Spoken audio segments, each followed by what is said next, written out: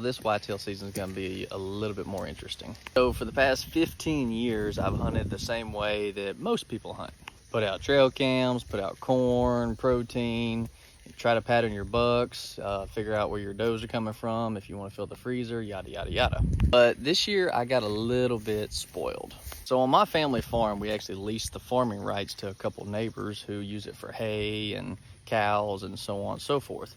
Well, my particular field, where my cabin is, has never been used for anything, so I could always do literally whatever I wanted. So this year, the guy that hunts the property with me and helps me pay for everything pretty much as far as cameras and food goes, we were talking about food plots and potentially putting in a good bit of corn, basically for more food, of course, and also for cover for the deer.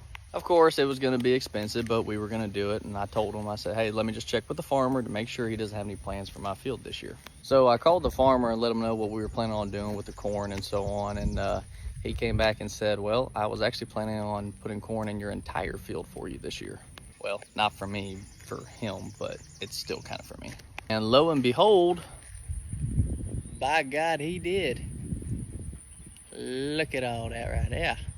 So with that being in place now, we're going to have a whole different hunting strategy for the first time ever on this property. Really and truthfully think the only problem we're going to run into is we're going to have too much food.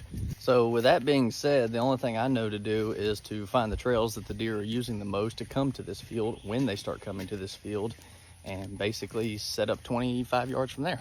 But the whole purpose of me making this video, if any of you guys from up north or out west who typically get to hunt big cornfields or row crop fields like this have any tips or suggestions, drop them in the comments. I'm very curious to know how y'all are hunting these big fields that are going to have a ton of food.